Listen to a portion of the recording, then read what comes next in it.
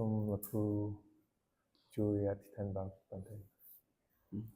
សរសើរដល់ការឲ្យអរគុណដល់ព្រះគ្រូជាព្រះវរបិតា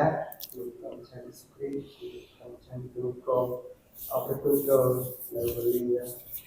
ថ្ងៃនេះដែលព្រះអង្គចាស់បានទីពរសម្រាប់ជួយកូនគ្រប់គ្នាដែលជាអ្នកដើរតាមព្រះអង្គជាអ្នកដែលរួមជាមួយនឹងកិច្ចការដ៏ពិសេសរបស់ព្រះអង្គថ្ងៃនេះព្រះអង្គប្រគល់ទ្រង់គ្រប់ការទាំងអស់រួមជាព្រះទូលល្អសម្រាប់ជាទូលគុំម្នាក់ថ្ងៃនេះហើយបានប្រកបជាមួយនឹងទ្រង់តាមអ្នកថាសិក្សានៅក្នុងបន្ទូលរបស់ព្រះអង្គជាមួយគ្នា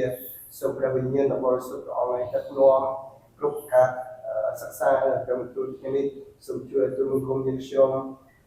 ឃើញអំពីសេរីល្អព្រះអង្គហើយនឹងរូបនៅដោយពឹងអានក្នុងទ្រង់សម្រាប់ឲ្យយើងខ្ញុំមានកម្លាំងហើយដើរទៅមុខជាមួយនឹងទ្រង់រហូតដល់ចុងផងដែរព្រះអង្គចាំព្រះហើយនៅថ្ងៃនេះដែលយើងខ្ញុំទាំងអស់គ្នាជាមនុស្សដែលរស់នៅក្នុងពិភពដែលពុកពេញដោយពិភពរលួយហើយក៏មានពេលលាខ្លះក៏អស់កម្លាំងក៏មានជំងឺព្រះអង្គចាស់សូមជួយដល់យើងខ្ញុំទាំងគ្នាមានកម្លាំងសម្រាប់សិក្សានៅក្នុងទូលព្រះអង្គថ្មីម្ដងទៀតសម្រាប់លោកគ្រូសម្អាតព្រះអង្គចាស់សូមគុំនៅជាមួយហើយប្រទានឲ្យគាត់មានកម្លាំងហើយមានអំណរក្នុងព្រះអង្គជួយឲ្យគាត់មានសុខភាពមកមួនសម្រាប់ជាទីដំណើរព្រះអង្គអរគុណទ្រង់ថ្ងៃនេះយើងខ្ញុំទាំងអស់គ្នានឹង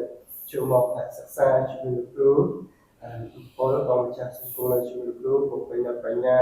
ហើយពេញដោយព្រះមានបរិសុទ្ធដើម្បីដឹកនាំការបង្រៀនរបស់គាត់ឲ្យត្រឹមត្រូវទៅតាមបំណងប្រាថ្នារបស់ទ្រង់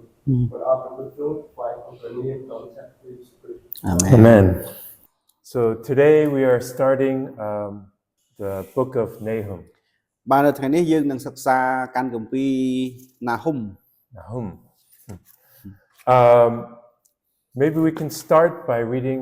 verse 1. បាទយើងចាប់ផ្ដើមដោយការអាននៅកាន់គម្ពីរណាហ៊ុមចំពុក1ខ1នេះជាសេចក្តីទំនាយយ៉ាងធ្ងន់ពីដំណើរក្រុងនីនេវេគឺជាសៀវភៅសម្ដែងចេញពីការជាក់ស្ដែងរបស់ណាហ៊ុមជាអ្នកស្រុកអែលកូស Okay. So first, I just want to talk a little bit about the background of the book. បាទជាបឋមគឺចង់សិក្សាជាមួយគ្នាបន្តិចអំពីគេហៅថាប្រវត្តិនៅពីខាងក្រោយកាន់គម្ពីរណាហ៊ុមនេះ We don't know a lot about the author. បាទសម្រាប់បុគ្គលភាពរបស់ណាហ៊ុមនេះគឺយើងមិនសូវជាបានដឹងព័ត៌មានច្រើនអំពីគាត់ទេ We know that the prophet Nahum, he's from the town of Elkosh. បាទយើងដឹងថាហោរាណាហ៊ុមគាត់មកពីតំបន់មួយដែលយើងហៅថាជាអ្នកស្រុកអែលកូស Right. A lot of people have tried to find out where Elkosh is. បាទមានមនុស្សជាច្រើនព្យាយាមស្វែងរកទីតាំង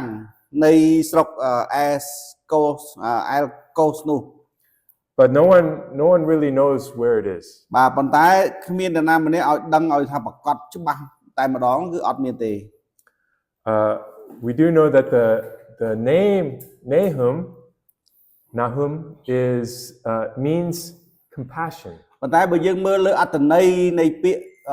ណាហ៊ុមដែលជាឈ្មោះរបស់គាត់ហ្នឹងអត្ថន័យគឺមានន័យថា compassion សេចក្តីអាណិតអាសូរឬក៏សេចក្តីមេត្តាកណាក៏បាន And what we'll see in the book of Nahum is that there's the theme of divine judgment and divine compassion. បាទនៅក្នុងកាន់គម្ពីរឬក៏សម្បត្តិរបស់ហោរាណាហ៊ុមនេះយើងឃើញមានពីរផ្នែកទី1និយាយអំពីសេចក្តីជំរុំជម្រះឬក៏ការដាក់ទោសរបស់ផងព្រះហើយមួយទៀតនិយាយអំពីសេចក្តីអាណិតអាសូរឬក៏សេចក្តីមេត្តាករុណារបស់ផងព្រះ And the judgment for the city of Nineveh is coming. បាទគឺប្រាប់ថាការដាក់ទោសរបស់ផងព្រះទៅកាន់ទីក្រុងនីនេវេគឺនឹងមកដល់ហើយ But there will also at the same time be compassion for his people Judah. ប៉ុន្តែជាមួយគ្នាដែលទីក្រុងនីនេវេទទួលនៅសេចក្តីជំនុំជម្រះឯរាជរបស់ផងព្រះអង្គពួកកូនចៅយូដាវិញគឺនឹងទទួលបានសេចក្តីមេត្តាករុណារបស់ផងព្រះអង្គ in verse 2, it says, "The Lord is a jealous and avenging God." បាទនៅក្នុងខ2បានប្រាប់ថាព្រះយេហូវ៉ាទ្រង់ជាព្រះប្រច័ណ្ឌទ្រង់ក៏សងសឹកដែរ And so, in the Hebrew, actually, the name Nahum and the town Elkosh are very similar to the sound for avenging and jealous. នៅក្នុងភាសាហេប្រឺឈ្មោះរបស់គេហៅឈ្មោះណាហុំហ្នឹងហើយស្រុកដែលគាត់មកឈ្មោះថា Elkos នោះគឺសំឡេងស្រដៀងគ្នាឬក៏អត្ថន័យសំឡេងហ្នឹងគឺស្រដៀងទៅនឹងអត្ថន័យនៃពាក្យដែលថាប្រច័ណ្ឌហើយនឹងសងសឹកហ្នឹង And the reason why we notice this is because we have to remember that Nahum is actually a poet. It's a poetry. បាទដែលយើងចង់សង្កល់នៅកន្លែងនេះបន្តិចហ្នឹងចង់បញ្ជាក់អំពីអត្ថន័យនៃឈ្មោះគាត់ហើយទីក្រុងស្រុកគាត់ហ្នឹងឲ្យមានន័យថាប្រច័ណ្ឌហើយនៅសងសឹកនេះគ្រាន់តែយើងចង់ប្រាប់ថាទីពិតសម្បត្តិនេះគឺលក្ខណៈរបស់វាគឺជាកំណាព្យជាសំណេរបែបកំណាព្យ So in Hebrew, Nahum is Nachum, right? Nachum. បាទនៅក្នុងភាសាហេប្រឺមកសោនដូចលោកគ្រូប៉ុលគាត់ចេញនឹងឯងខ្ញុំធ្វើដូចទេ And then the word for avenging or avenger is Nochem. Nochem. បាទហើយមួយទៀតហ្នឹងគឺពាក្យសងសឹកហ្នឹងគឺហ្នឹងឯង So they sound very similar. បាទស្ដាប់ទៅគឺមានន័យថាសូរសំនៀងហ្នឹងស្រដៀងគ្នា And Elkosh in Hebrew is Elkosh, right? And for jealous is Elkul, បាទ Elkanu. បាទ Elkanu ឬក៏ Elkus នឹងភាសាហេប្រឺហ្នឹងគឺនៃពាក្យហ្នឹងសំឡេងស្រដៀងគ្នាដែលមានន័យថាប្រច័ណ្ឌហ្នឹងឯង So just to remind us, as we read through it, we read through the book like it's a poem. បាទអញ្ចឹងឡើយនេះជាចំណុចនេះដែលលើកឡើងហ្នឹងមកគឺចង់រំលឹកប្រាប់យើងថាពេលដែលយើងអានសម្បត្តិណាហុំឬក៏កាន់កាពីណាហុំនេះគឺសូមអានដោយដឹងថានេះគឺជាកំណាព្យសម្បត្តិបែបកំណាព្យ Okay, the other thing we have to know is a little geography and history. បាទបន្តមកទៀតអ្វីដែលយើងត្រូវដឹងអំពីប្រវត្តិនៅពីក្រោយសម្បត្តិនេះគឺអំពីទីតាំងភូមិសាស្ត្ររបស់ទឹកដីហ្នឹងឬក៏នៅពេលហ្នឹង I sent it on Zoom. បាទអ្នកដែលនៅក្នុង Zoom ដូចជាបានទទួលដែរហើយបាទនេះរូបនេះបាទយើងមើលអ្នកនៅមកផ្ទាល់អ្នក Zoom នឹងមើលឃើញដែរបាទ So this is the empire, the Syrian Empire at បា the ទ time of រូប Nahum. ក្រហមដែលព័ទ្ធជុំវិញហ្នឹងគឺជាចក្រភពអាសេរីសម័យហ្នឹង Right down here is what country? បាទចុះអាខាងលោកគ្រូគាត់ដាក់ដៃមិញហ្នឹងជាប្រទេសអី Egypt. Very good. បាទប្រទេសអេស៊ីប And the two cities that we want to remember are Memphis and Thebes. បាទមានទីក្រុងធំពីរដែលយើងត្រូវស្គាល់ទីមួយគឺ Memphis ទីក្រុង Memphis ហើយមួយទៀតគឺទីក្រុង Thebes And as you can see, all the major cities are along the Nile River. បាទហើយទីក្រុងធំទាំងពីរហ្នឹងឃើញគឺទីតាំងនៅតាមដងទន្លេនីលទន្លេធំទន្លេនីលហ្នឹង And then here we see this is where Israel, the northern kingdom. បាទនោះ And គឺ then ជា here's ទឹកដីអ៊ីស្រាអែលភាគខាងជើងមាននគរខាងជើងហើយខាងក្រោមនោះ and here is the southern kingdom. បាទគឺនគរខាងត្បូង And you see it's surrounded completely by Assyria, right? បាទយើងឃើញថាចក្រភពអាសេរីហ្នឹងគឺមានថាទឹកដីហ្នឹងគឺលាតសន្ធឹងគ្របលើទាំងអស់ហ្នឹងឯង Right? This is the people of God that is left, right? បាទមានថានៅសល់តែប្រហែលអ្នកនៅសល់ពីគេចាប់យកទៅកន្លែងផ្សេងៗហ្នឹងសល់តែនៅតំបន់ហ្នឹងតិចប៉ុណ្្នឹងឯង Right? Because at this time Assyria has already conquered the northern empire. បាទព្រោះដល់ Northern Israel. បាទ Right? នៅពេលនោះមានថាកូនចៅអ៊ីស្រាអែលឬក៏នគរខាងជើងហ្នឹងគឺត្រូវបានវាយដណ្ដើមបានរួចស្រេចបាត់ហើយទៅអស់ហើយ Extends up north into Asia Minor, right? បាទឃើញថាព្រំដែននៅខាងជើងនោះដល់អាស៊ី minor Right? Tarsus, remember that? បាទមានទីក្រុងតា In ស៊ីស the នោះ New ចាំអត់ Testament. ហា And then it extends east all the way through Babylon, all the way to Elam, to this area we call them Medes, right? បាទហើយភាគខាងកើតនោះគឺលាតសន្ធឹងរហូតដល់តំបន់ដែលយើងហៅថា mid នោះបាទយើងត្រូវស្គាល់ដែរតំបន់អស់ហ្នឹង Right? Eventually, they will be associated with Persia, right? បាទដែលក្រោយមកតំបន់ខាងកើតហ្នឹងឯងគឺជាទឹកដីរបស់ចក្រភពពាក់ឬក៏ Persia នោះ And Babylon will be the next, this year, Babylon will be the next kingdom after Assyria. បាទហើយក្រោយមកអាទឹកដីភាគខាងកើតហ្នឹងក៏ចាប់ផ្ដើមកកើតនៅចក្រភពថ្មីមួយដែលនឹងវារំលំអាសេរីទៀតគឺចក្រភពបាប៊ីឡូននោះឯង Right? So I just want you to have a sense of what's happening on the map. បាទអញ្ចឹងថ្ងៃនេះរូបភាពនេះគឺចង់ឲ្យគ្រាន់តែយើងដឹងអំពីថាមើលតើបរិយាកាសនៃផែនទីទឹកដីភូមិសាស្ត្រពេលហ្នឹងវាយ៉ាងម៉េច Right? If you read through the prophets, you'll hear all these places, right? Moab, Edom, right? Damascus, Syria, Nineveh, Elam, Medes, Babylonia, Chaldea, right? Chaldeans, right? ខាដេខ្មែរយើងមកវិញ Oh, Chaldea and Khmer. Oh, okay. ចឹងហើយបានយើងនៅពេលដែលយើងអានកាន់គម្ពីរពួកហោរាផ្សេងៗនេះយើងឃើញឮឈ្មោះទីតំបន់ទាំងអស់ហ្នឹងដូចជាមិនមានអេដុំម៉ូអាបមាន Damascus ដាម៉ាសស៊ីរីមានអេឡាមមានតំបន់ពួកខាល់ដេពួកអីហ្នឹងគឺយើងឃើញនៅក្នុងផែនទីមានឈ្មោះផ្សេងៗមកពីហ្នឹងឯង So ស៊ីរីអីហ្នឹងឯងបាទ it's good to be able to see on the map what's happening in the history of Israel, right? បាទអញ្ចឹងហើយបានជាដល់ពេលដែលយើងមើលលើផែនទីជាការល្អម្យ៉ាងដែរដែលអាចដឹងថាអូតើមានអីកើតឡើងនៅក្នុងទឹកដីអ៊ីស្រាអែលនៅពេលនោះ Assyria at the height of the Assyrian Empire, when the Assyrian Empire was the strongest, right? បាទនៅពេលដល់ដំណាក់កាលមួយពេលដែលចក្រភពអាស៊ីរីហ្នឹងគឺដល់ចំណុចគេហៅថាខ្លាំងដល់កំពូលរបស់ក្នុងខ្លួន they had conquered Egypt. បាទពួកគេបានវាយដណ្ដើមយកបានស្រុកអេស៊ីប They conquered this whole area of Israel and Syria. បាទហើយតំបន់អ៊ីស្រាអែលឬក៏ស៊ីរីដែលនៅក្នុងតំបន់កណ្ដាលហ្នឹងក៏យកបានទាំងអស់ទៀត And they conquered east into Babylon. ហើយ Right? នៅក្នុងផ្នែកខាងកើតដែលទៅដល់ទឹកដីបាប៊ីឡូននោះក៏វាយបានទៀតពេលហ្នឹងដំបូងឡើយពេលដែលគេខ្លាំងដល់កំពូលហ្នឹង Okay. Any questions so far? បាទដល់ត្រឹមហ្នឹងលោកគ្រូមានសំណួរអីទេ I just want to talk about some dates. See, in chapter 3, verse 8, Nahum says he's talking to Nineveh, right? Everybody understand Nineveh is with what city of what empire? បាទចាំដល់ទៀតតើទីក្រុងនីនេវេហ្នឹងគឺជាទីក្រុងរបស់ចក្រភពអ្វី Assyria, right? បាទគឺចក្រភពអាស៊ីរីអញ្ចឹងណា So when he talks about Nineveh, he's talking about the whole empire of Assyria. អញ្ចឹងនៅពេលដែលនិយាយប្រាប់ឈ្មោះថានីនេវេហ្នឹងគឺសំដៅទៅលើចក្រភពអាស៊ីរីទាំងមូលហ្នឹងឯងបាទនេះជាអាចថារដ្ឋរាជធានីធំ Okay. So in chapter 3, verse 8,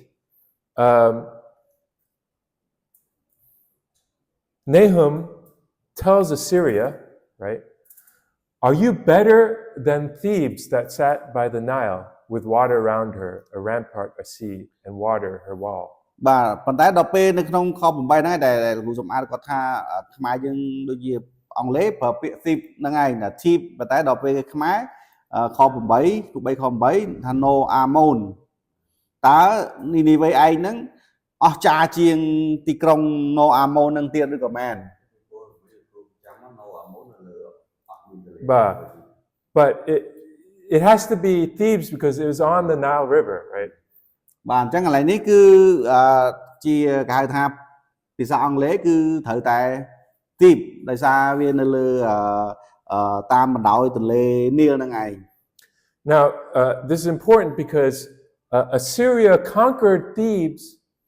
in 664 BC. បាទទីក្រុង Theb ហ្នឹងឯងគឺត្រូវបានវាយដណ្ដើមបានដោយចក្រភពអាស៊ីរីហ្នឹងនៅក្នុងឆ្នាំ664មុនគ្រិស្តសករាជ Right. So we know that this was written after 664 BC. បាទហើយសម្បត្តិនេះកាន់កាពីនេះត្រូវបានសរសេរគឺនៅក្រោយឆ្នាំ664មុនគ្រិស្តសករាជនឹងទេ See, what God is telling Assyria is, oh, you think you're so powerful because you destroyed Egypt, បាទដល់ពេលអញ្ចឹងឡើយនេះហោរាណាហ៊ុំគាត់និយាយអំពីឬក៏ទៅកាន់ទីក្រុងនេះនិយាយថាអូអ្នកឯងគិតថាខ្លួនឯងហ្នឹងអស្ចារ្យតាស់ណាស់ទៅហេដែលអាចថាវារំលំបាននៅស្រុកអេស៊ីបទីក្រុងធីបអីហ្នឹងបានហ្នឹងអ្នកឯងហ្នឹងខ្លាំងណាស់ទៅហេ but God is saying, no, you're not stronger than Thebes. I'm gonna pass judgment on you. បាទប៉ុន្តែព្រះអង្គមានព្រះបន្ទូលថាអ្នកឯងកុំគិតថាខ្លួនឯងខ្លាំងពីព្រោះអីព្រះទ្រង់នឹងដាក់សេចក្តីជំនួសជម្រះនឹងដាក់ទោសដល់ឯងហើយនីនេវេអើយ Right, so that was 664 BC. Right? បាទអញ្ចឹងយើងឃើញថាអាពេលដែលគេខ្លាំងហ្នឹងគឺវារំលំបានហ្នឹងគឺនៅឆ្នាំ1664មុនគ្រិស្តសករាជ Now we know that Nineveh was destroyed in 612 BC. បាទប៉ុន្តែមិនយូរប្រហែលទេគឺនៅឆ្នាំ612មុនគ្រិស្តសករាជគឺទីក្រុងនីនេវេខ្លួនឯងដែលខ្លាំងស្ទះគេមុនហ្នឹងក៏ត្រូវបានបំផ្លាញដែរ And they were destroyed by the Medes. ហើយគឺត្រូវបានបំផ្លាញដោយពួកសាសមីត Right? Remember on the east side of the map, we saw the Medes. បាទនៅខាងកើតនៃផែនទីដែលយើងមើលមិញហ្នឹងគឺទឹកដីរបស់ពួកសាសមីតហ្នឹងឯង Right? So we believe that Nahum wrote this book sometime between 664 to 612 BC. បាទអញ្ចឹងយើងជឿថាពេលវេលានៃការសរសេរកាន់គម្ពីរឬក៏សម្បត្តិរបស់គាត់នេះណាហុំនេះគឺនៅក្នុងចន្លោះឆ្នាំគឺដឹងថា664មុនគ្រិស្តសករាជហើយនិង612មុនគ្រិស្តសករាជនៅក្នុងពេលវេលាចន្លោះហ្នឹង But most likely Nahum wrote this when Assyria was at its strongest strength. ប៉ុន្តែអ្វីដែលយើងច្បាស់ហ្នឹងគឺថាពេលដែលសរសេរសម្បត្តិនេះគឺពេលហ្នឹងគឺចក្រភពអាស៊ីរីអត់ទាន់ចាញ់នៅឡើយទេមានថានៅក្នុងកម្រិតមួយថាខ្លាំងដល់គេហៅថាចំណុចកំពូលរបស់ខ្លួនកំពុងតែអួតលើកំណាំងខ្លួនហ្នឹងឯង All the dates I sent in the PDF. បាទតើតើនឹងកាលបច្ចឆែតអីលម្អិតមិញហ្នឹងគឺលោកគ្រូប៉ុលគាត់បានផ្ញើចូលនៅក្នុងអាមេរៀន PDF ដែលដាក់នៅក្នុងក្រុមហើយ Let me share this. Okay. So in 671 BC, right? The king of Assyria, his name was Esarhaddon. បាទនៅឆ្នាំ671មុនគ្រិស្តសករាជហ្នឹងស្ដេចរបស់ចក្រភពអាស៊ីរីដែលមានឈ្មោះថាអេសាហាដិនហ្នឹង right? And he conquered Memphis. Remember the city on the Nile in Egypt? បាទ Memphis? គាត់បានវាដណ្ដើមយកបានទីក្រុង Memphis ឃើញនៅក្នុងទីក្រុងមួយនៅក្នុងប្រទេសអេស៊ីបខាងលើនៅជាប់តាមបណ្ដោយទន្លេនីលដែរនោះ Okay. In 668, a few years later, the king Esarhaddon dies, and his son Ashurbanipal takes over. បាទហើយគាត់វាយឈ្នះមកប្រហែលឆ្នាំក្រោយមកហ្នឹងគឺនៅឆ្នាំ668មុនគ្រិស្តសករាជហ្នឹងគាត់ក៏ស្លាប់ទៅហើយដល់ពេលអញ្ចឹងកូនគាត់ហ្នឹងក៏ឡើងគ្រងរាជ្យជំនួសបន្តឈ្មោះថាអាស៊ូបាននីប៉ាល់ហ្នឹង And he defeats Thebes, right, the city down south. ហើយឪបានវាដណ្ដើមខាងជើងខាងលើ Memphis ដល់ពេលកូនឡើងសោយរាជ្យក៏វាយយកខាងក្រោមដែលយើងថាទីក្រុង Thebes មិញហ្នឹង And it's around this time where the empire of Assyria is at its highest. បាទពេលហ្នឹងឯងគឺជាពេលមួយដែលចក្រភពអាស៊ីរីដល់ដល់ចំណុចខ្លាំងដល់កំពូលហ្នឹងឯង These names, they remind me of like Thai names. I don't know. yeah But Esarhaddon, he placed the older brother of Ashurbanipal, Shamakim, to the throne. បាទប៉ុន្តែមានន័យថាទោះបីជាហ្នឹងមិនso he did not So basically the kingdom was divided, right? Okay, so Ashurbanipal, his power base was south in Egypt, right? Whereas Shamakin was toward the Chaldeans, toward the east. បាទអូកន្លែងហ្នឹងគឺមានន័យថាមានរឿងចែកដោយសារពីរនាក់ស្ដេចអាស៊ីរីដំបូងហ្នឹងក៏មានកូនពីរដែលមានអំណាចខ្លាំងហ្នឹងដល់ពេលអញ្ចឹងកូនដែលឈ្មោះថាអាស៊ូបាននីផលហ្នឹងគឺគាត់មានដណ្ដើមទីបានហ្នឹងគាត់ដូចជាមានគេហៅថាការសោយរាជហ្នឹងនៅលើតំបន់ខាងអេស៊ីបហ្នឹងតែមានគាត់មានបងគាត់មួយទៀតបាទដែលត្រូវបានប្រម៉ូតឲ្យឡើងធ្វើជាស្ដេចគ្រប់គ្រងនៅផ្នែកខាងកើតមកខាងតំបន់ពួកខាល់ដេពួកអីនៅខាងកើតនេះវិញ right? So Ashurbanipal came down here and conquered Thebes. So his power base was down បាទ here. កូនគាត់មួយគឺសោយរាជនៅភាគខាងត្បូងមកខាងតំបន់នៅអេស៊ីបនេះ I can't pronounce his name, but Shamash Shumakin was បាទហើយកូនមួយទៀតសមាអីគេមិញបាទ បាទ he was over on the east and he allied with the Chaldeans. បាទគឺកូនគាត់មួយទៀតគឺសោយរាជនៅតំបន់នៅខាងកើតខាងនេះហើយ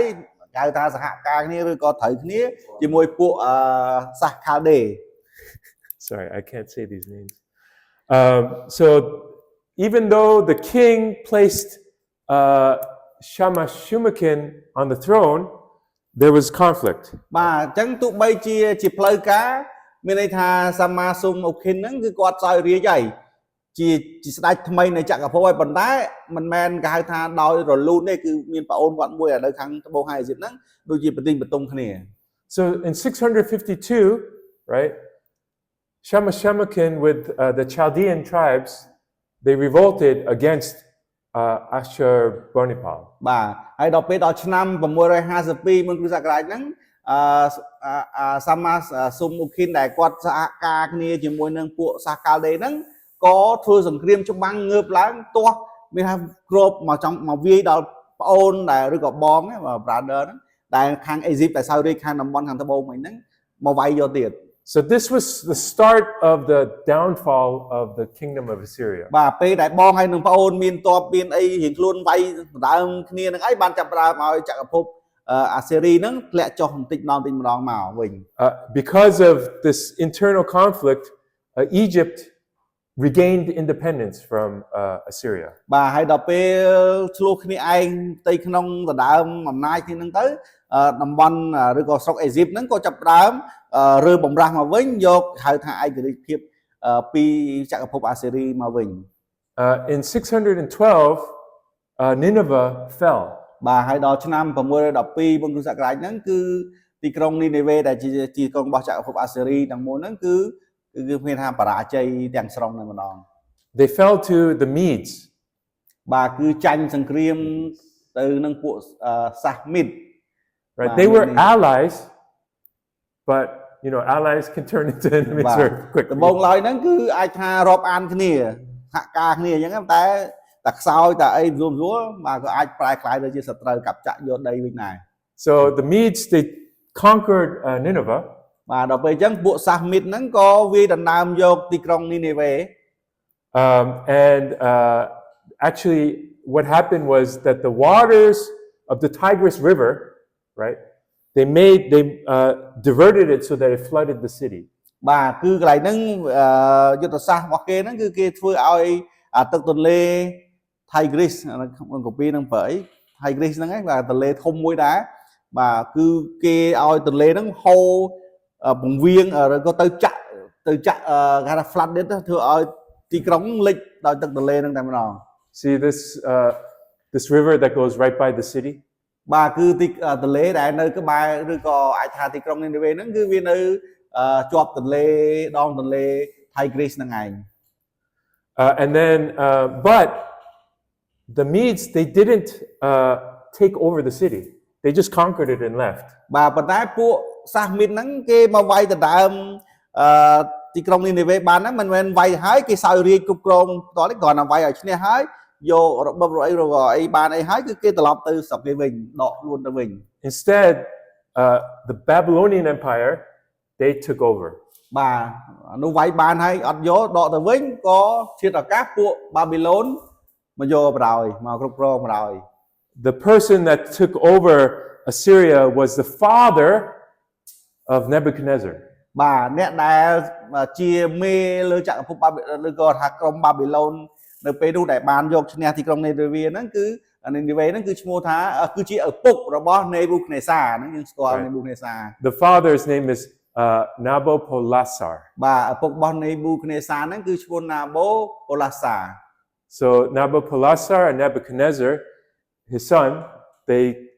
worked together to take over Assyria. បាទទាំងពីរនាក់ឪកូនហ្នឹងណាបូប៉ូឡាសាហ្នឹងជាឪហើយនេប៊ូខនេសាគឺជាកូនហ្នឹងគឺវាដណ្ដើមទាំងមូលលើចក្រភពអាស៊ីរីហ្នឹង Right. Why do we go through all this បាទ history? អញ្ចឹងសំណួរសួរថាតើយើងត្រូវដឹងសាច់រឿងប្រវត្តិសាស្ត្រហ្នឹងដើម្បីអីហេតុអីទៅ First, it reveals that the Bible is grounded in history. បាទអញ្ចឹងទី1ចង់ឲ្យយើងទាំងអស់គ្នាដឹងថាព្រះគម្ពីរអ្វីដែលជាសំណេរនៅក្នុងហ្នឹងគឺមានមូលដ្ឋានគ្រឹះជាប្រវត្តិសាស្ត្រមានថាជាស្ដីពិតផ្នែកប្រវត្តិសាស្ត្រមែន It isn't just some made-up story, but it reflects the history of the world. បាទមិនមែនគ្រាន់តែជារឿងព្រេងការពីព្រេងនាយចេះតែបន្ថែមបន្ថយថានេះថានោះទេប៉ុន្តែគឺវាបង្ហាញសូម្បីតែប្រវត្តិសាស្ត្រពិភពលោកគឺមាននៅក្នុងព្រះគម្ពីរហ្នឹងឯង The other thing we see is that if we understand the history, we also see how God is working all these things for His plan. ហើយយើងឃើញថានៅពេលដែលយើងសិក្សាអំពីប្រវត្តិសាស្ត្រដឹងពីរឿងរ៉ាវប្រវត្តិសាស្ត្រនេះក៏ប្រាប់យើងទៀតថាព្រះទ្រង់គឺជាព្រះអង្គម្ចាស់ដែលទ្រង់រៀបចំគាត់ព្រះអង្គធ្វើការទាំងអស់ទៅតាមអីដែលជាផែនការរបស់ព្រះអង្គ And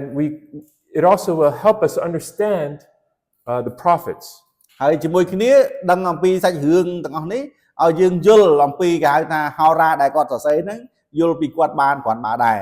They were real kingdoms and real people and real kings. បាទធ្វើឲ្យយើងដឹងថាអូគាត់សរសេរទៅអំពីរឿងរ៉ាវអំពីនគរពិតប្រាកដអំពីស្ដេចដែលសោយរាជនៅពេលនោះពិតប្រាកដអំពីមនុស្សម្នាពិតប្រាកដ And real cities that are affected. ហើយទីក្រុងដែលប៉ះពាល់ដែលត្រូវបានរងគ្រោះផ្សេងៗហ្នឹងគឺជាទីក្រុងដែលពិតប្រាកដដែរ So any questions so far? បាទមានសំណួរទេលោកគ្រូដល់ត្រឹមហ្នឹង So that's this king, Shalmaneser, from 726 to 722. That's when the Israel was a vassal servant kingdom to Assyria. So we start with Tiglath-Pileser III, Shalmaneser, and then Sargon, and then Sennacherib. And then after Sennacherib is time of Nahum, Esarhaddon, right? And then his sons, Ashurbanipal and So Nahum he saw his All eyes this. that Judah, Jerusalem was siege. that's right. Yeah. So at this time, Israel was already taken over by Assyrian Empire. That's right. And so this is written for Judah. So Judah, under Esarhaddon and Ashurbanipal, was constantly being attacked by the Assyrian Empire. Can you translate that? បាទហើយនេះគ្រូសំអាតគាត់ចង់បញ្ជាក់អំពីពេលវេលាខុសគ្នាមួយចំនួនឬក៏ឈ្មោះស្ដេចមួយចំនួននៅភូមិសាវតាស័ព្ទប៉ុន្តែយើងមើលតាម timeline ដែលលោកគ្រូគាត់បង្ហាញនេះយើងឃើញថាសម័យកាលដែលនៅក្នុងភូមិសាវតាស័ព្ទនេះគឺវាអាចមានតាំងពីនោះមកប៉ុន្តែដល់ពេលណាហុំគឺចំពេលនោះឆ្នាំ609ដែលជានៅក្រោមអាសាហាដុននេះដែលគាត់មានកូន2នាក់មិញហ្នឹងដែលយើងនិយាយមកហ្នឹងអញ្ចឹងមានថាពេលដែលណាហុំសរសេរហ្នឹងគឺខាងជើងអ៊ីស្រាអែល10ហ្នឹងខាងនគរខាងជើងហ្នឹងគឺធ្លាក់ទៅបាត់ហើយគាត់ថាណាហុំគាត់សរសេរដើម្បីគេហៅថាប្រាប់អំពីយូដាថាឲ្យដឹងថាព្រះអង្គនឹងជំនុំជម្រះហើយអញ្ចឹងណាអញ្ចឹងណាហុំគាត់សរសេរមកកាន់ពួកនៅយូដាទេតែយូដាអត់ទាន់ធ្លាក់ទេអត់ដែលធ្លាក់ទេ តែគាត់ថាទទួលរងនៅការសង្គ្រាមជានិច្ចជាមួយពួកអាសេរីហ្នឹងឯង See here, this dotted area? បាទដូចក្នុងផែនទីឃើញជាចំណុចចុចជុំវិញតំបន់ឬក៏ស្រុកយូដាហ្នឹងនគរយូដាហ្នឹង That's Judah. That's all that's left. បាទនៅសល់តែប៉ុណ្្នឹងឯងអាចុចទួចមួយហ្នឹង The rest of Israel is gone. Right? បាទអញ្ចឹងមានថាអ៊ីស្រាអែលទាំងមូលសល់តែយូដាប៉ុណ្ណឹង Right? That's why we call it the northern kingdom and the southern kingdom. បាទអញ្ចឹងហើយបានជា The northern kingdom, Israel is gone. All that left is the បាទ southern មាន kingdom, ថាពួក Judah. អ៊ីស្រាអែលនៅខាងជើងនគរខាងជើងហ្នឹងគឺចាញ់បាត់ហើយតែសម័យដែលណាហូបសរសេរហ្នឹងគឺគាត់សំដៅលើពួកយូដាដែលនៅសល់នោះសរសេរទៅកាន់ពួកគាត់ហ្នឹង And so Judah is being attacked by Assyria all the time. បាទហើយគ្រប់ពេលវេលាហ្នឹងគឺអាសេរីតែងតែមកវាយយូដារហូតដើម្បីមិនក៏មិនបែកនៅតែសល់ប៉ុណ្ណឹងអញ្ចឹងណា And the temptation, so what does Judah do? If you read, for example, if you read Isaiah, what does Judah do, right? បាទតើអ្វីដែលពួកយូដាត្រូវធ្វើគឺអ្វីដូចថាបើយើងអានអេសាយវិញតើយូដាត្រូវធ្វើអី That's right. They try to make allies with Egypt to fight against Assyria, right? បាទអញ្ចឹងមានថាខាងយូដាវិញគឺមានជំរើស2 3ឬក៏មួយចំនួនមិនតែមួយហ្នឹងគឺគេព្យាយាមសហការឬក៏ពឹងឲ្យខាងអេស៊ីបធ្វើជាដៃគូជួយដើម្បីប្រឆាំងមួយអាសេរី Not only Egypt, they also try to Edom, Moab, Assyria, and then Tyre. All these places around them, they try to make allies to fight against បាទ Assyria. មិនមែនតែអេស៊ីបមួយទេគឺមានអេដុំមានម៉ូអាប់ស្អីណាស្រុកស៊ីរីស្រុកអីផ្សេងៗតែនៅចិត្តហ្នឹងគឺព្យាយាមបបួលគ្នាឲ្យរួមគ្នាដើម្បីប្រឆាំងមួយចក្រភពអាសេរី But none of them are able to fight against Assyria. បាទប៉ុន្តែអ្នកផ្សេងៗដែលហៅមកហ្នឹងគ្មានណាគេមួយអាចនឹងតតាំងបានទេ So Judah, if you read Isaiah, God tells Judah, why do you ally with Egypt, បាទ right? ហើយបើសិនបើយើងអាននៅក្នុងអេសាយព្រះអង្គសួរថាហេតុអីបានជាទៅជារកពឹងទៅដល់ពួកអេស៊ីបវិញមិនក៏ទៅធ្វើជាចោលសម្ព័ន្ធមិត្តពឹងពួកអេស៊ីបទៅវិញ Basically, God says, why? Because they will be conquered by me, and they will come to me and worship me, right? That's what Isaiah says, right? របៀបដូចជាព្រះអង្គសួរហ្នឹងសួរលក្ខណៈឲ្យគិតគឺថាមិនទៅពឹងអេស៊ីបវិញព្រោះចុងបញ្ចប់អញនេះអ្នកដែលគ្រប់គ្រងអញអ្នកដែលយកជាទាំងអស់បានមិនក៏មិនមកពឹងហ្នឹងមិនទៅពឹងអេស៊ីបពឹង He អ្នក says វិញ the same thing about Edom, Moab, Syria, Tyre, Gath, all these people, all these cities, all these places. He says the same thing. Eventually, they will all come to Jerusalem and worship me, right? បាទព្រះអង្គមានព្រះបន្ទូលថាមិនបាច់ទៅពឹងអេដុំម៉ូអាប់ឬក៏សេរីថៃអីទាំងអស់ហ្នឹងឯងព្រោះចុងបញ្ចប់ពួកហ្នឹងនឹងត្រូវតែមករកអញថ្វាយគុំអញនៅយេរូសាឡឹមដដែលហ្នឹង But now here Nahum is giving an oracle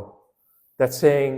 judgment is now coming to Nineveh. បាទប៉ុន្តែនៅពេលនេះណាហុំជាពេលវេលាមួយដែលទោះបីជានេនេវេខ្លាំងមែនប៉ុន្តែព្រះតាមរយៈណាហុំប្រាប់ថាព្រះទ្រង់នឹងដាក់ទោសព្រះនឹងទម្លាក់អាសេរីឬក៏នេនេវេចុះ Right. Now, before it's interesting because there's another book that talks about Nineveh, right? បាទហើយគួរឲ្យចាប់អារម្មណ៍ជាពិតខ្ញុំចង់សួរមានសភៅមួយទៀតឬក៏ហោរាមួយទៀតដែលនិយាយអំពីទីក្រុងនេនេវេដែរមិនអញ្ចឹង Right? Which book is that? Jonah, right? បាទគឺហោរាយូណា In English, we say Jonah. Every other language, they say Jonah. I don't know why English is so different. But yes, Jonah is a book about God's compassion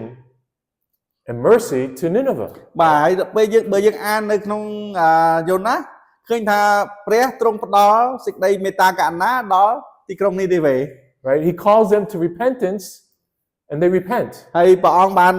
ហៅឬក៏ឲ្យពួកគេប្រែចិត្តបង្គាប់ឲ្យគេប្រែចិត្តហើយពួកគេប្រែចិត្តមែន Right? And they're spared, they're saved. ហើយត្រូវបានសន្តោសប្រណីមានថាអត់បំផ្លាញទេទីក្រុងហ្នឹង Now, why is that? I think it's like 120 years later, right? Now, God is passing judgment against Nineveh. បាទហើយយើងឃើញថាប្រហែលជាក្រោយមកទៀតស្រាប់តែដល់កន្លែងណាហុំនេះយើងឃើញថាប្រហែលជា120ឆ្នាំព្រះអង្គនៅតែបំផ្លាញដដែលនៅតែដាក់ទោសពួកគេដដែល What is the change? មានអីកើតឡើងប្រែចិត្តដំបងរួចខ្លួនហើយមិនក៏ទៅជាប្រែចិត្តអីវិញទៀតបានទៅយកខ្ទេចវិញ What do you guys think? I learned about the color. Learn about the covenant.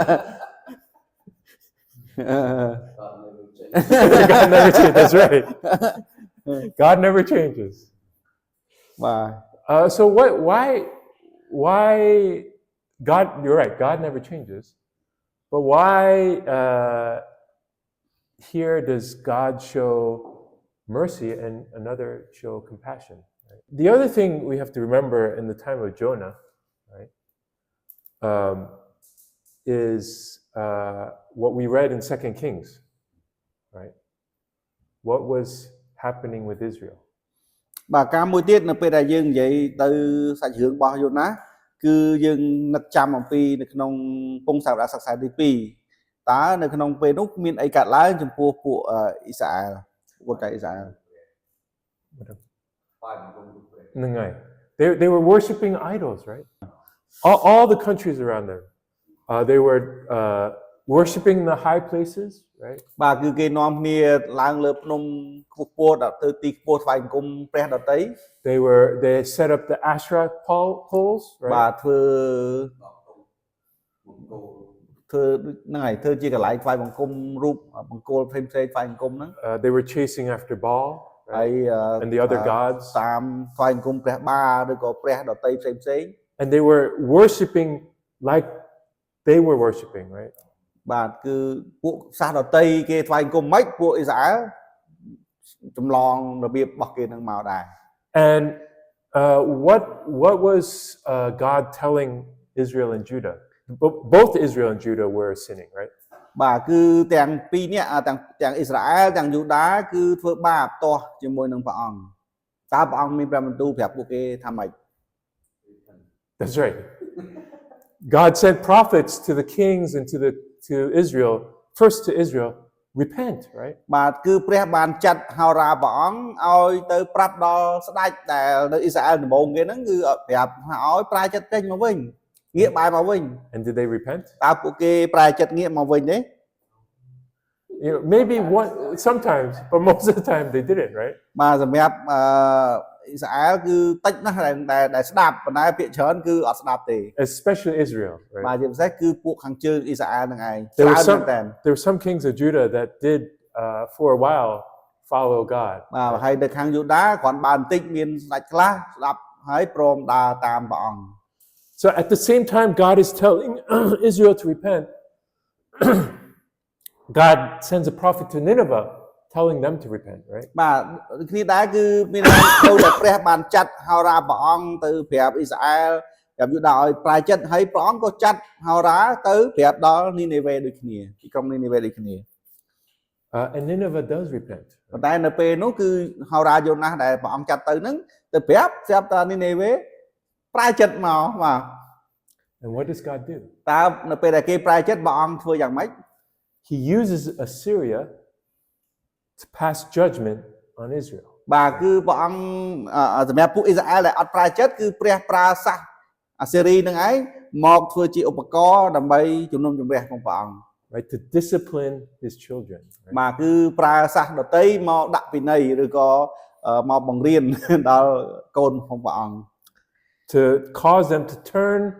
from their sins and turn to him. បាទគឺទុកលំបាកឬក៏ដាក់ពិន័យនឹងឯងគឺដើម្បីអីបណ្ដាលឲ្យពួកកូនចៅអ៊ីស្រាអែលហ្នឹងឯងឃើញអំពើបាបខ្លួនហើយងាកបែរមករកព្រះអង្គវិញ But now Assyria has gone too far, right? បាទប៉ុន្តែឥឡូវនេះដល់ពេលមួយដែលពួកសាសអាសេរីហ្នឹងឬក៏ចក្រភពអាសេរីហ្នឹងគឺគេហៅថាចាប់ផ្ដើមអំនួតកាន់តែថាឆ្ងាយទៅ And now they're going to attack Judah. បាទហើយក៏ចាប់ផ្ដើមគេហៅថាចង់ទៅវាយដណ្ដើមគ្រប់គ្រងយកដល់ស្រុកឬក៏ពួកយូដាថែមទៀតផង Right? What we see is that Assyria was used as a tool, just like God used Pharaoh, right? Used Assyria as a tool to discipline, to pass judgment on Israel. បាទយើងឃើញថាដំបូងឡើយគឺព្រះអង្គទ្រង់ប្រើពួកអាសេរីហ្នឹងដូចជា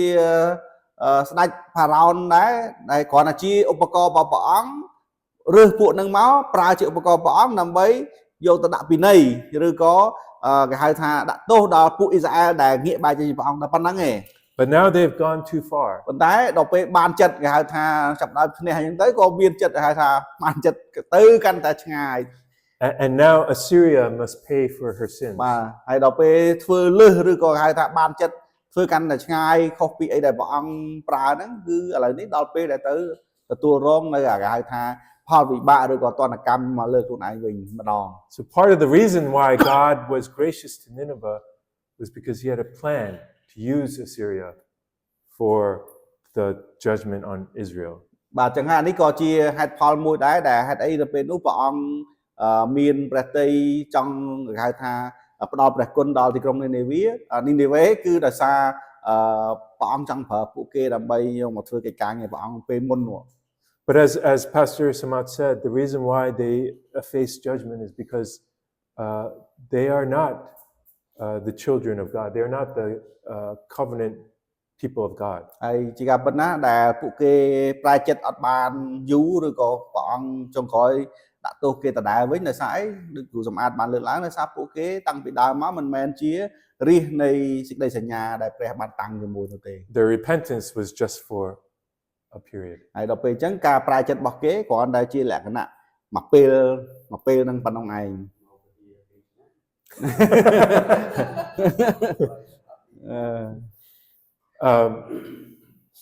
So does that make sense? បាទអញ្ចឹងសរុបមកឡើយនេះលោកគ្រូទាំងអស់គ្នាយល់សាច់រឿងនេះរៀងច្រើនបន្តិចប៉ុន្តែយល់វាតាក់កលាគ្នា We didn't start studying the Bible yet,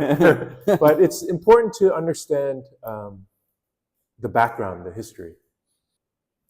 Is take all the prophets, right, and see where in history they are. អូខេកន្លែងនេះជាការលើកចិត្តរបស់លោកគ្រូប៉ុលថាបើសិនជាយើងចង់ស្គាល់ឲ្យបានស៊ីជម្រៅបន្ថែមទៀតនោះគឺយើងត្រូវយកហោរាទាំងអស់ហ្នឹងយកមកមើលហើយមើលថាតើពួកគេម្នាក់ៗហ្នឹងនៅណាខ្លះពេលដែលគាត់រស់នៅបម្រើហ្នឹងនៅតំបន់លើទឹកដីកន្លែងណាខ្លះ And also excuse me. So you have Kings and Chronicles, right? បាទយើងដឹងហើយមានពុទ្ធសាសនាក្សត្រហើយក្រោយមករបាក្សត្រ And then you have all the different prophets. ហើយបន្ទាប់មកយើងឃើញថាមានហោរាមួយទៅ And if you can make a timeline and show where everybody is, it'll really help you understand what God's doing throughout the prophets. បាទមានហើយយើងមើលអំពីយើងអានពុទ្ធសាសនាក្សត្ររបាក្សត្រឃើញដំណើរសាច់រឿងស្ដេចផ្សេងទៅហើយយើងមើលអំពីគេហៅថាពេលវេលានៃហោរាទាំងឡាយដែលមាននឹងមកយើងមើលអំពីពេលវេលាគាត់រស់នៅមិនខ្មិចយើងអាចធ្វើឲ្យយើងដឹងថាអូហេតុអីបានជាគាត់និយាយចេះរឿងរ៉ាវនេះកើតឡើងអញ្ចឹងទៅ And if you can make it nice and put it in Khmer and give it to all the other pastors, it would be a wonderful tool to help them understand. បាទហើយកាន់តែល្អហ្នឹងគឺមិនមែនស្អីជាភាសាអង់គ្លេសទេស្អីជាភាសាខ្មែរមកហើយចែកគ្នាមើលអស់គ្នា Because they have that they have those timelines in English, right? But I haven't seen anything in Khmer. Okay, should we look at verse 1? បាទតោះឥឡូវយើងមើលបន្តិចឲ្យបានបន្តិចមកសូមមើលខ1ចំពុក1ខ1 Can someone read verse 1 again? បាទសូមលោកគ្រូណាម្នាក់ម្ដងជួយអានណាហ៊ូមចំពុក1ខ1 នេះជាសេចក្តីទំនាយយ៉ាងធ្ងន់ពីដំណើរក្រុងនីវេគឺជាសភៅសម្ដែងចេញជាការជាក់ស្ដែងរបស់ណាហ៊ូមជាអ្នកស្រុកអែលកូ Okay, I'll go in. So in Khmer it says it was a prophecy that was heavy. Yeah, heavy. Oh, interesting. Okay. Not just heavy, very heavy. Very heavy. Okay, that's interesting because in English it says an oracle concerning Nineveh. បាទនៅក្នុងភាសាអង់គ្លេសគឺប្រើភាសា oracle. Basically a prophecy. បាទ oracle ហ្នឹងមានន័យថាទំនាយហ្នឹងឯងបាទ But in Hebrew the word for oracle also can mean burden. ប៉ុន្តែនៅក្នុងភាសាហេប្រឺដែលថា oracle ហ្នឹងគឺអាចមានន័យថាជាបន្ទុកមួយដ៏ធ្ងន់ដែរ burden បាទបន្ទុកធ្ងន់ That's so interesting. So I guess the way the Khmer Bible translated is both an oracle and a burden, right? Something heavy. បាទគឺទំនាយយ៉ាងធ្ងន់ Oh. មិនថាមកទំនាយទេទំនាយយ៉ាងធ្ងន់ I like that. That's a good translation. Okay. Anyway, so this oracle, this prophecy, is against the enemy of Judah, Nineveh, right? បាទយើងនឹងថាទំនាយហ្នឹងឯងទំនាយដែលធ្ងន់ហ្នឹងគឺប្រឆាំងជាមួយនឹងសត្រូវរបស់អ៊ីស្រាអែលគឺទីក្រុងនីនេវេហ្នឹងឯង And it is heavy because it's talking about the destruction of Nineveh. បាទដែលថាធ្ងន់នោះគឺដោយសារទំនាយនេះគឺនិយាយអំពីការបំផ្លាញទៅលើទីក្រុងនីនេវេ Now, this book is a little different than the other prophets, right? បាទសភៅនេះឬក៏សម្បត្តិនេះគឺខុសប្លែកពីសម្បត្តិផ្សេងៗ Most of the other, not all of them, but a lot of the other prophets, they start with what phrase? បាទតើសម្បត្តិឬក៏ហោរាផ្សេងៗគាត់ចាប់ផ្ដើមសំណេរគាត់ដោយប្រើពាក្យ clear យ៉ាងម៉េច It starts with the word of the Lord, right? Or the word of God, right? បាទគឺសម្បត្តិផ្សេងៗហោរាផ្សេងៗសរសេរចាប់ផ្ដើមដំបូងគឺចេញមកថាព្រះបន្ទូលរបស់ផងព្រះ Right? And usually the thinking is a lot of them were started with oral traditions that were written down, right? បាទហើយយើងដឹងហើយថាពាក្យច្រើនហ្នឹងគឺជាគេហៅថាពេលនោះមិនមែនជាសំណេរទេគឺជាគេហៅថា oral tradition ហ្នឹងមានថាជានិយាយគេហៅថាជាពាក្យនិយាយសូត្រចេញពីមាត់មក But here, Nahum is different, right? ប៉ុន្តែកន្លែងនេះគាត់ខុសរៀងប្លែកពីគេមានថាណាហុំគាត់ចាប់ដើមខុសពីគេ Right? How is it different? What do you see? បាទខុសគ្នាយ៉ាងម៉េចខ្លះ Yeah, so it's more similar to the Pentateuch, in that it's a book, right? It says it's a book, right? បាទខុសហ្នឹងទីមួយមានថាពាក្យច្រើនគឺជាគេហៅថានិយាយជាគេហៅថាចេញពីពាក្យសម្ដីចេញមកតែនេះគឺគាត់ដកស្រង់ quote ជាសិភៅដកជាសំណេរដកស្រង់ចេញមក And what was written in the book comes from, in English, it says the vision of Nahum. បាទហើយនេះថាជាសិភៅសិភៅសំដែងចេញជាការជាក់ស្ដែងរបស់ណាហុំការជាក់ស្ដែង vision ណា Oh yeah, បាទ vision. ខ្មែរយើងថាការជាក់ស្ដែងរបស់ណាហុំ So we understand that to mean that God gave Nahum this vision, this prophecy. បាទអញ្ចឹងកន្លែងនេះគឺយើងយល់បានថាអ្វីដែលជាទំនាយរបស់គាត់នេះគឺព្រះបានឲ្យនឹងមកគាត់ជាការជាក់ស្ដែង And it was written down in a ហើយ book. ហើយគាត់ទទួលបានទំនាយហ្នឹងឬក៏ការជាក់ស្ដែងហ្នឹងពីព្រះអង្គមកគាត់យកវាទៅសរសេរដាក់ក្នុងសភៅ So it's slightly different than the other prophets where they receive the word of God, right? They hear the word of God and they share it with the king and the people. Right? បាទកន្លែងនេះអីដែលថាធ្វើឲ្យណាហុំនេះគាត់ខុសប្លែកពីហោរាផ្សេងៗពីព្រោះហោរាផ្សេងៗគឺគេទទួលព្រះបន្ទូលមកពីព្រះហើយគេយកព្រះបន្ទូលដែលមកពីព្រះដែលគេទទួលបានហ្នឹងយកទៅនិយាយប្រាប់ឬក៏ទៅបង្គាប់ដល់ស្ដេចដែលព្រះប្រើឲ្យគេទៅនឹងតែម្ដងខុសគ្នាដល់ហ្នឹង Okay. And this vision is about the judgment that will come upon Assyria. បាទហើយការជាក់ស្ដែងដែលព្រះឲ្យមកនិយាយហ្នឹងគឺនិយាយអំពីការដួលរលំនៃទីក្រុងនីនេវេដែលជាចក្រភពអាស៊ីរីហ្នឹង The name Nahum means comfort, right? បាទហើយមកទៀតឈ្មោះគាត់មានន័យថា comfort Yeah. បាទការកំសាន្តចិត្តឬក៏សេចក្តីកំសាន្តចិត្ត So people think also that this book is both about judgment to Assyria and comfort to Judah. បាទអញ្ចឹងឡើយនេះគឺដល់ពេលឡើយហ្នឹងមនុស្សភាគច្រើនគឺគេឃើញថាមានពីរចំណុចមួយនិយាយអំពីការដួលរលំឬក៏សេចក្តីជំនុំជម្រះដាក់ទោសរបស់ព្រះទៅកាន់ទីក្រុងនីនេវេហើយមួយទៀតក៏ជាសេចក្តីកំសាន្តចិត្តឬក៏សេចក្តីល្អដល់ពួកយូដា Now, this theme is important because why are we going through this? Why are we going through Nahum? បាទ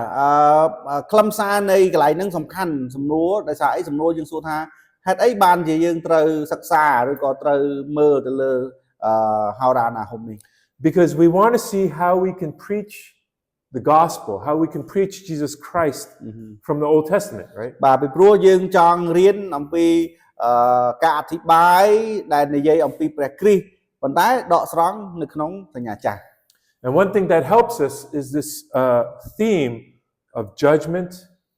and comfort or salvation. បាទកន្លែងហ្នឹងឯងដែលជួយយើងឲ្យយល់កន្លែងនេះគឺថាម៉េចគឺថាគឺមានខ្លឹមសារនៃសេចក្តីជំនុំជម្រះការទទួលទណ្ឌកម្មហើយនឹងសេចក្តីសង្គ្រោះហើយនឹងការប្រោសលោះឬក៏សេចក្តីកំសាន្តចិត្តនឹងឯង And how they come together. ហើយទាំងពីរហ្នឹងឯងមួយសេចក្តីជំនុំជម្រះមួយសេចក្តីកំសាន្តចិត្តសេចក្តីសង្គ្រោះ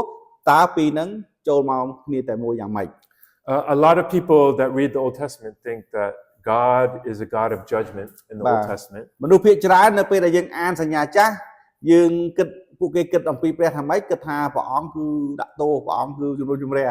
តែប៉ុណ្ណឹង And then in the New Testament, God is love, right? ហើយនៅពេលសញ្ញាថ្មីបានព្រះអង្គជាព្រះដែលស្រឡាញ់ស្ដីស្រឡាញ់អីចឹងទៅគិតចឹង Almost as if either God has a split personality Wow. or they're two different gods. បាទដល់ពេលចឹងទៅធ្វើឲ្យអ្នកខ្លះទៅជាគិតយល់ច្រឡំថាសំព្រះអង្គមិនដូរអតចរិតមែនឬក៏ព្រះអង្គមានព្រះពីរព្រះសញ្ញាចាស់កាចព្រះសញ្ញាថ្មីផ្សេងមួយទៀតមិន But if you want to understand the gospel fully, you need to see God's justice and His mercy together. បាទប៉ុន្តែបើសិនបើយើងយល់ដំណឹងល្អទាំងស្រុងគេហៅថាពេញលេញយើងឃើញថាព្រះទ្រង់ជាព្រះដែលយុត្តិធម៌ព្រះអង្គត្រឹមត្រូវហើយជាមួយគ្នាព្រះអង្គក៏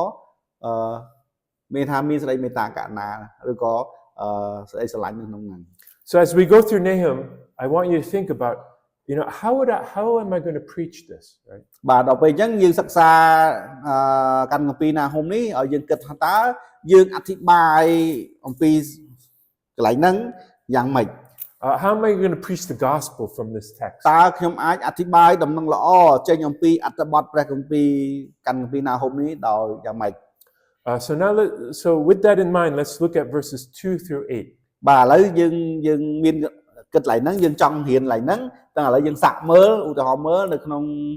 ចំពុក1ខ2ដល់ខ8 And I want you to think of this idea of God as the divine warrior. បាទនៅពេលយើងអានសូមឲ្យលោកគ្រូគិតកន្លែងនេះមួយថាព្រះទ្រង់គឺជាអ្នកចម្បាំងdivine warrior ថាអ្នកចម្បាំងដ៏អស្ចារ្យឬក៏អ្នកចម្បាំងដ៏បរិសុទ្ធព្រោះទ្រង់ជាព្រះ Okay, does that make sense? Okay, so let's read verse 2 through 8. បាទអញ្ចឹងសូមយើងទាំងអស់គ្នាមើលនៅក្នុងខ2ដល់ខ8ហើយមើលបដាគិតរូបភាពថាសែងយល់អំពីព្រះដែលថាទ្រង់គឺជាអ្នកចម្បាំងដ៏បរិសុទ្ធទ្រង់ជាអ្នកចម្បាំងដ៏អស្ចារ្យ2ដល់ខ8 ព្រះយេហូវ៉ាទ្រង់ជាព្រះប្រចាំទ្រង់ក៏សងសឹកដែរ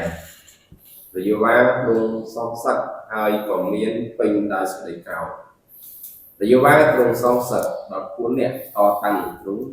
ហើយទ្រង់ដែលសារទុកនៅសេចក្តីក្រោធសម្រាប់ពួកខ្វះទៅព្រះយេហូវ៉ាទ្រង់យឺតនឹងខ្ញាល់ហើយមានបច្ចេស្តាយ៉ាងធំទ្រង់មិនលាក់លែងទោសរបស់មនុស្សហើយ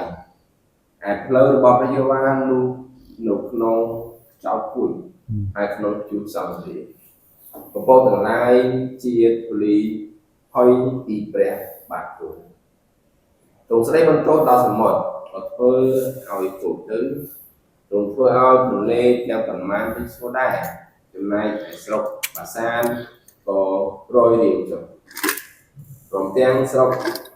គឺមែលផលហើយផ្ការបស់ព្រៃលេបាណូនក៏សង្គមដែរភ្នំធំទាំងឡាយក៏ក្រាលនៅចំពោះទ្រង់ហើយអស់ទាំងភ្នំតូចក៏រលាយទៅក៏រំពើចុះឡើងចំពោះព្រះភ័ក្ត្រទ្រង់ទាំងលោកីនិងអស់នោះទាំងអស់ដែលអាស្រ័យនៅក្នុងលោកីដែរតើមានអ្នកណាដែលអាចនឹងឈរនៅមុខស្លេកធ្ងន់ខ្មាញ់របស់ទ្រង់បានតែអ្នកណានឹងធន់នៅបាននៅក្នុងពេលដែលសេចក្តីខ្ញាល់ដ៏សាហាវរបស់ទ្រង់ឈួលឡើងឯសេចក្តីក្រោធរបស់ទ្រង់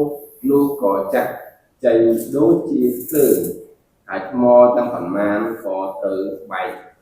ញែកដោយសារទ្រង់ព្រះយេហូវ៉ាទ្រង់ល្អ ទ្រង់ជាទីពឹងមាំមួននៅពេលលំបាកក៏ស្គាល់អស់អ្នកដែលយកទ្រង់ជាទីពឹងឯងតែទ្រង់នឹងរំលីងពីកន្លែងរបស់ពួកតតាំងដោយទឹកជន់ហូរលេងហើយនឹងដេញពួកខ្មាំងសត្រូវទ្រង់ទៅក្នុងទីនោះ Okay. We're going to go through each verse carefully, but I just want to look at it as a unit for now. បាទយើងនឹងមើលមួយខម្ដងដោយលំអិតប្រុងប្រយ័ត្នជាមួយគ្នាប៉ុន្តែឥឡូវនេះគ្រាន់តែចង់ឲ្យយើងឃើញថានេះគឺជាផ្នែកមួយរួមមួយចំណុចរួមធំនេះខ2ដល់ខ8ហ្នឹង We clearly see God's judgment and power, right? បាទនៅក្នុងខ2ដល់ខ8យើងច្បាស់មែនតើដែលយើងមើលទៅឃើញអំពីសេចក្តីជំនុំជម្រះរបស់ព្រះហើយអំពីអំណាចប្រជាស្ដាររបស់ព្រះអង្គ Right? Verse 3, He's power in the sky, right? បាទទ្រង់មានប្រជាស្ដារយ៉ាងធំនៅលើមេឃ In verse 4, over all the waters. បាទនៅលើមេឃហើយដល់ពេលខ4ទ្រង់មានអំណាចជាស្ដារធំនៅលើពីលើទឹកសមុទ្រ In verse 5, all the mountains and the earth. ហើយនៅខ5ទ្រង់មានអំណាចប្រជាស្ដារដ៏ធំនៅលើទាំងភ្នំទាំងឡាយនៅលើផែនដីផង Right? Basically, He has power over all creation, right? បាទសរុបមកឡើយហ្នឹងគឺចង់ប្រាប់ថាទ្រង់គឺជាព្រះដែលមានប្រជាស្ដារលើគ្រប់អ្វីទាំងអស់ In verse 6, that judgment is seen in fire. ហើយនៅក្នុងខ6ប្រាប់ថាសេចក្តីជំនុំជម្រះរបស់ព្រះអង្គហ្នឹងឯងគឺតាមរយៈដែលយើងមើលឃើញគឺដោយភ្លើងបញ្ឆេះ And in verse 8, it's shown in floods, right? ហើយនៅក្នុងខ8ប្រាប់ថាអំណាចប្រជាស្ដារនៃសេចក្តីជំនុំជម្រះព្រះអង្គគឺបង្ហាញតាមរយៈការដែលទឹកជន់ហូរលិចដែរ Right? We throughout the Bible, even in the Old Testament, you see judgment by fire and by flood, right? បាទយើងឃើញថានៅក្នុងសញ្ញាចាស់ដែលយើងឃើញជាទូទៅគឺសេចក្តីជំនុំជម្រះរបស់ព្រះគឺព្រះអង្គប្រើភ្លើងដុតបញ្ឆេះហើយនឹងទឹកជំនន់ហូរលិចនឹងឯង And then there's one verse that seems out of place. បាទប៉ុន្តែជាមួយគ្នាក្នុង2ដល់8ហ្នឹងឃើញមួយខដូចជានិយាយដូចជាចម្លែកខុសគេ Right? Which verse is that? បាទតើខមួយណា Verse 7, right? ខ7 The Lord is good, a stronghold in the day of trouble. He knows those who take refuge in Him. បាទគឺខ7ដែលថាព្រះយេហូវ៉ាទ្រង់ល្អទ្រង់ជាទីពឹងមាំមួននៅគ្រាលំបាកក៏ស្គាល់អស់ទាំងអ្នកដែលយកទ្រង់ជាទីពឹងផ្អែក Right? You see all this power and judgment, and then in the middle is this comfort to Judah, right? បាទយើងឃើញថាកន្លែងនេះមានថាពីខផ្សេងៗនិយាយថាព្រះអង្គមានអំណាចប្រជាស្ដារដ៏ធំព្រះអង្គធ្វើនេះព្រះអង្គធ្វើនោះប៉ុន្តែដល់ពេលក្នុងខ7ប្រាប់ថាព្រះអង្គគឺជាទីពឹងជ្រកដល់យូដា If you look at verse 2 and 3, He is slow to anger, but now it's time for His anger to be shown, right? It's showing how much He's built up that judgment. បាទនៅខ2ខ3និយាយថាព្រះអង្គទ្រង់យឺតនៅខ្ញាល់ប៉ុន្តែក្នុងន័យមួយមានថាព្រះអង្គកំពុងតែរងចាំហើយនឹងដល់ពេលគឺព្រះអង្គនឹងថាសេចក្តីក្រោធសេចក្តីខ្ញាល់ព្រះអង្គនឹងទៅហើយដាក់ទោសហើយ Let's look at verse 2. Well, before I look at verse 2, in the book of Psalms, they have songs where God is a warrior in battle. បាទនៅក្នុងមុននឹងយើងមើលទៅក្នុងខ2លម្អិតឥឡូវយើងបន្ថែមនេះតិចសិននៅក្នុងកាន់គម្ពីររំកើនយើងឃើញថាមានកន្លែងបទខ្លះដែលរៀបរាប់អំពីព្រះថាទ្រង់គឺជាអ្នកចម្បាំងដ៏ខ្លាំងពូកែ There are 3 types of psalms. បាទនៅក្នុងកាន់គម្ពីររំកើនឬក៏បទរំកើនទាំងមូលមានចែកជា3បែក The first 3ប្រភេទ The first is when before battle, បាទប្រភេទឬក៏បែកដំបូងឬក៏ផ្នែកទី1និយាយអំពីមុនពេលទៅចម្បាំង it's a song where we ask God for His help. បាទមុនពេលទៅចម្បាំងគឺជាបទរំកើនដែលទូលសូមឲ្យព្រះជួយបាទធ្វើជាជំនួយ The second type of hymn or song is when during battle, we seek God's protection. បាទហើយប្រភេទឬក៏បែកទី2គឺនៅពេលដែលយើងចូលទៅក្នុងចម្បាំងគឺយើងសុំឲ្យព្រះអង្គការពារថែយើង And the third is celebrating after the battle the victory of God. បាទហើយដល់ពេលផ្នែកចុងក្រោយទី3នោះគឺបទដែលនិយាយដំកើងអំពីជ័យជំនះរបស់ព្រះអង្គក្រោយពីចូលធ្វើចម្បាំងឈ្នះហើយ So let's see. We only have 5 minutes. បាទយើងអត់ពេល5នាទី let's just look at an example. Let's look at Psalm 7. បាទឥឡូវយើងមើលឧទាហរណ៍មួយនៅក្នុងទរដំកើងចំពុកទី7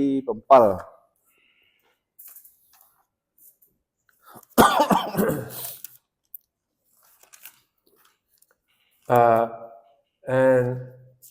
let's just read verse 1 and 2. បាទទរដំកើងចំពុក7សូមលោកគ្រូណាជួយអាននៅក្នុងខ1ដល់ខ2 អោព្រះយេហូវ៉ាជាព្រះនៃទូលបង្គំអើយទូលបង្គំយកទ្រង់ជាទីជ្រកកោនសូមទ្រង់ជួយសង្គ្រោះទូលបង្គំឲ្យរួចពីអស់អ្នកដែលដេញតាមទូលបង្គំផងទីកាយគេហើយប្រលឹងនៃទូលបង្គំដូចជាសិលរំទាំងហើយឲ្យតិចទីផងក្នុងការដែលគ្មានអ្នកណានឹងដោះឲ្យរួច And then read verse 6. បាទសូមមួយខទៀតខ6គ្រូ អោព្រះយេហូវ៉ាអើយសូមតានឡើងដោយសេចក្តីខ្ញាល់របស់ទ្រង់សូមលើកឡើងទាស់នឹងសេចក្តីខុសត្រូវរបស់ពុកតតាមនឹងទូលបង្គំសូមទ្រង់តានឡើងជួយទូលបង្គំដោយសេចក្តីយុត្តិធម៌ដែលទ្រង់បានបង្គាប់ហើយ Right, so in verse 7, we have an example of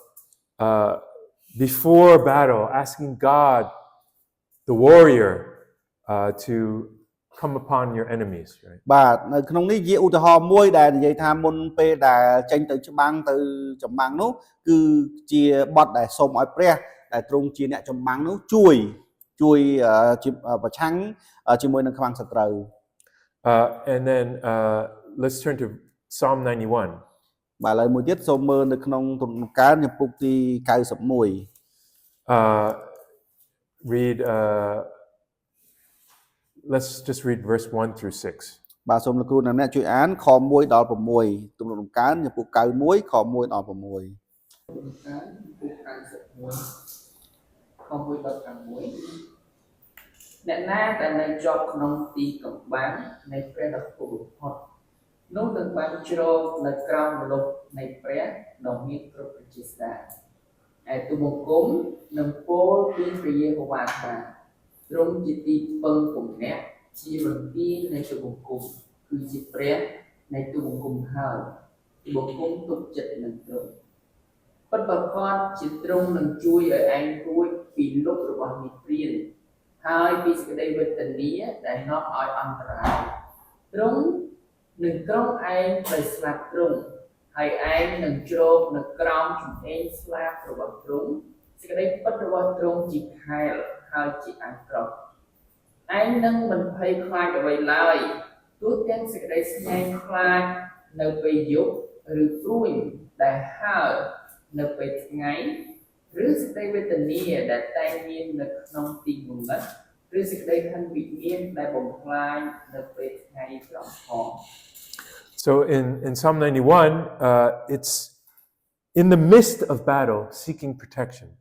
បាទនៅក្នុងទរដំកើង91នេះគឺប្រាប់ថានៅពេលដែលយើងស្ថិតនៅក្នុងកណ្ដាលនៃចម្បាំងនោះគឺយើងស្វែងរកការការពារមកពីព្រះអង្គ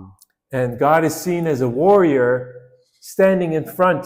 with his shield protecting. ហើយដែលនេះរូបភាពដែលយើងមើលឃើញនេះនិយាយអំពីព្រះអង្គដែលទ្រង់ចំអេងស្លាបមាននៅពីមុខយើងឈរបាំងយើងការពារយើង The third is Psalm 98. បាទទីមួយទៀតសូមមើលនៅក្នុងរដំកើងចំពុកទី98 If someone can read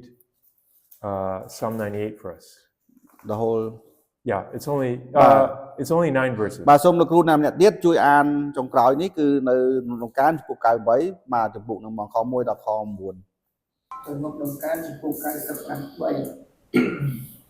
ចូលឈៀងបទថ្មីថ្វាយព្រះយេហូវ៉ាពីព្រោះទ្រង់បានធ្វើការយ៉ាងអស្ចារ្យព្រះហស្តស្ដាំនិងព្រះពហុដ៏បរិសុទ្ធរបស់ទ្រង់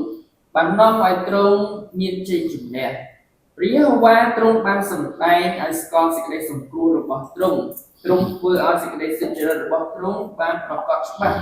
នៅចំពោះភ្នែកនៃអស់ទាំងសត្វទ្រង់បាននឹកចាំពីសេចក្តីសប្បុរសនិងសេចក្តីស្មោះត្រង់របស់ទ្រង់ចំពោះវង្សអ៊ីស្រាអែលហើយអស់ទាំងចុងផែនដីបានឃើញសេចក្តីសង្គ្រោះរបស់ព្រះនៃយើងខ្ញុំចូលឡើងសំឡេងដោយអំណរថ្វាយព្រះយេហូវ៉ាឲ្យផែនដីទាំងមូលអើយ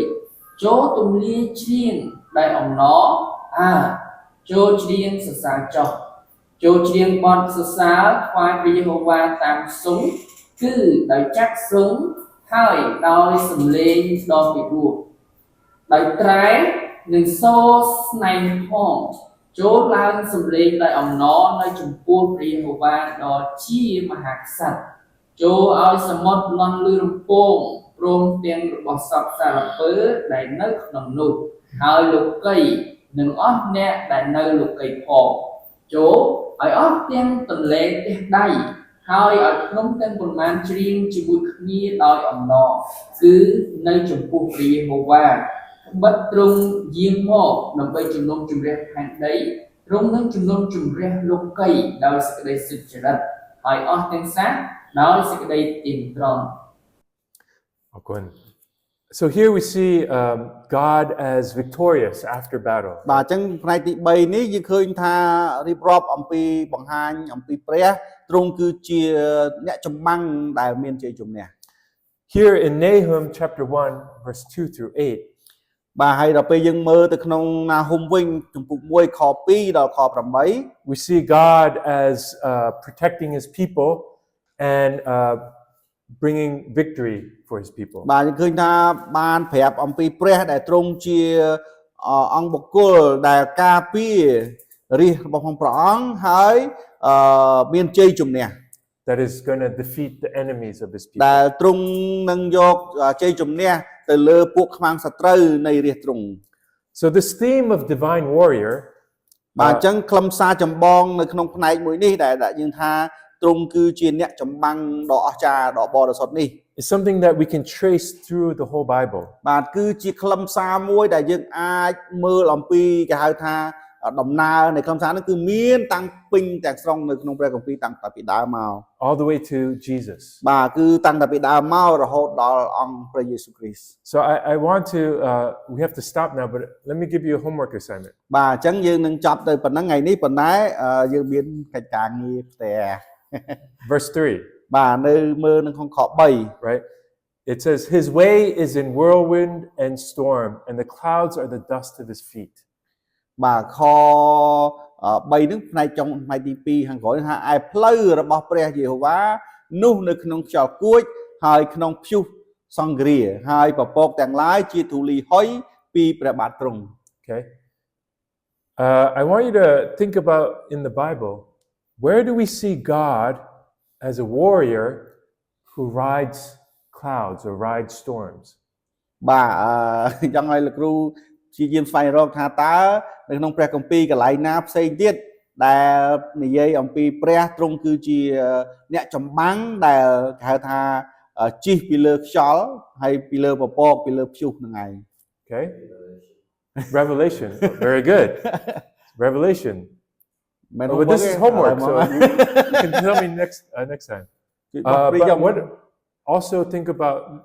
not just God in the Old Testament, but God in the New Testament, like Revelation. បាទយើងមិនមែនរកតែក្នុងសញ្ញាចាស់ទេមើលទៅក្នុងសញ្ញាថ្មីដែរដូចជាគ្រូសមតាវាដាក់មិញ But there are a lot of passages that talk about Jesus Christ, right? Riding on the clouds. បាទដែលមានខកពីជាច្រើនដែលនិយាយអំពីព្រះយេស៊ូវទ្រង់យាងឈរលើពពកនោះ How about also if you talk about Revelation,